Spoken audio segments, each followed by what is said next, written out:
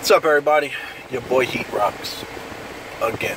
So, the purpose of this video is twofold. One, to let my viewers know that I decided, out of all those phones that I was considering, I decided to go with the Galaxy S7 Edge in place of my Note 7, since I legally had to give it back, I guess, because of the recall. And then also to let people know what I miss about the Note that no other phone, including the S7 Edge, can give me. So first, why did I go with the Galaxy S7 Edge over phones like the Pixel, the V20, the Moto Z series? So I felt, for me, the bigger issue was keeping as close to the Samsung experience that I've had over the past, I don't know, 10, 12, 14 years. It's been a while since I've had a phone other than the Samsung. So I like a lot of the features that they have on the phones, and we'll kind of get into that. And for me, the V20, really nice phone, but it's not out. I don't feel like waiting, really. It's tired of, I didn't want to chance it with Target that I would go there and it would be, oh, it's been over 14 days, or oh, it's too long, you didn't take the phone back immediately. I just didn't want to get into all the semantics and all the issues. So when I made a phone call and asked, hey, can I return my Note? And they said yes. Yep, I was there the next day, and well, actually the same day, and just returned it, fully refunded, and then went to Best Buy actually and bought the S7 Edge. But so the V20, it's not out yet. So that kind of, it was a waiting game for me, and I really didn't want to wait because of the external issues I would have to have potentially dealt with. So that was out of the question. The Pixel XL, the same thing, it's not out yet. So that would have been out of the question. And then for the Moto Z, I actually went when I was in Best Buy, and I actually was touching it and feeling a really nice thin phone, really nice. The interface didn't seem as smooth as what I'm used to be quite honest, and it felt a little dated. I would have had to do a lot of refresh just in the user experience, just to make it just didn't feel right. Maybe the screen, I don't know, maybe because it's not a super AMOLED screen, I don't know, but it just didn't feel right. And then once I started to see the mods, the Moto mods, the Moto mod that I probably would have gotten, and I would like to just keep it on the phone so I don't have to go swap it from case to Moto mod, and I wouldn't want to switch them out and things like that. The Moto mod that I liked was the speakers. I want to have awesome Bluetooth speakers if the whole back of the phone could be a speaker. But then once I saw how big and bulky the Moto mod was, and on top of that, it was another $80 to get that. But once I saw how big it would have made the phone, I didn't want to just have that phone just for in the bathroom when I'm brushing my teeth. I wanted to have that on all the time. But it would have made the phone huge, and I wanted to put the Moto mod on and be done with it. I didn't want to swap out Moto mods. I wanted to get the one that I wanted, which was the speakers, and be done with it. So once I saw how big and bulky it made the phone, I was like, you know what? I'm just gonna go back to the Galaxy line, especially with the S7 Edge. So the S7 Edge is very close to the Note 7, and we'll get into some of the reasons now of why. So that's kind of what I just said. It's kind of why I went with the Galaxy S7. So it was kind of,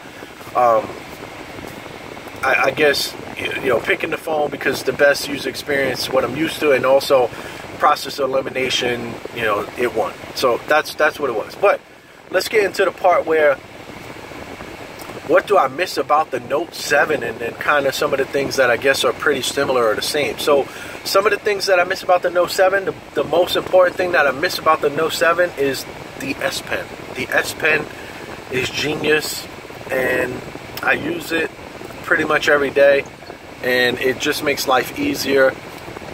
And That's probably the biggest thing I missed. The second thing that I missed, now I'm going to get a case on this phone. I'm using this phone, I'm recording this right now on the S7 Edge without a case. So I never had the Note 7 without a case. I actually bought the case way before the Note 7 came out. So this phone I'm using without a case, and I'm going to buy a case from Amazon, and I should have it in the next couple of days. But right now what I notice is the edges have a different response to what the Note was. The Note, I felt, rejected my palm every time I touched it inadvertently, and this one I'm having an issue where I feel like my palm is not allowed. It'll, like, you know, I hold it in my right hand, so when I'm typing something on the keyboard, the O or the P, I'll type it, or I'll try and type the 1 all the way on the keyboard, which is all the way to the left side, and it doesn't seem to recognize when I push it with my, like, I really have to be all the way with my left hand on the side of it to touch the 1, and it only seems like the 1. Now I was trying to find, and I know it's in the settings, I just got to do a better job of finding it, but I know there's a sensitivity thing in the settings where I can actually change the amount of sensitivity and all that. So I gotta go check that out to see if that's gonna work. But that's one thing I miss right now about the Note. It was really pretty fluid. I didn't have damn near any issues with the Note. The other thing I miss about the Note 7 is being able to change the screen. Being able to change the screen. Hold on. All right. Being able to change the screen resolution and the battery settings and things like that. So, you know, I'm noticing right now that I actually downgraded the Note screen to 1080p, and the battery was ridiculously outstanding. And this, you know, obviously I can't downgrade it, so I'm on Quad HD 2K resolution, and the battery's good. But I do notice it tends to drop a little bit faster than the Note did. And I know the battery is bigger, but the difference between Quad HD and 1080p is, as far as how it relates to battery, has been noticeable for me. Not substantial, but definitely there.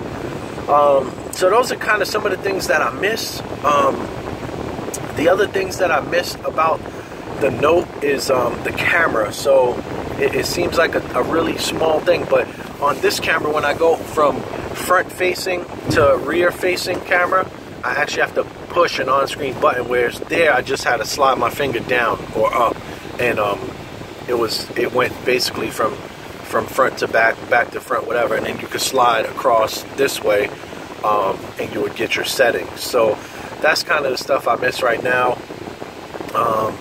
The screen and the actual profile of the phone is smaller, so the Note, the 0.2 of a difference in the Note screen, I can notice it. I'll be honest with you, the screen is a little bit smaller, and I can notice it.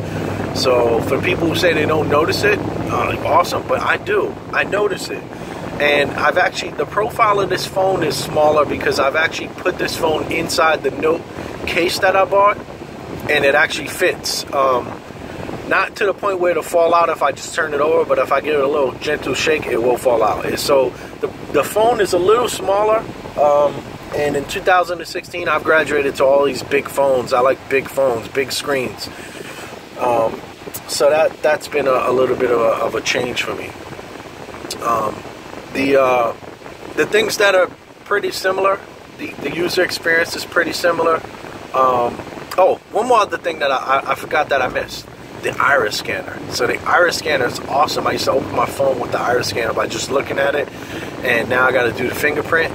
The fingerprint's fine, and I'll be honest about the fingerprint. The fingerprint reader on the S7 is better than the Note 7's fingerprint reader. And I don't know if it's because of the way the always on display. I never tested anything without the always on display being on. It's always been on both of these phones, but I know that the Note 7 had a little bit different way of portraying the on-screen.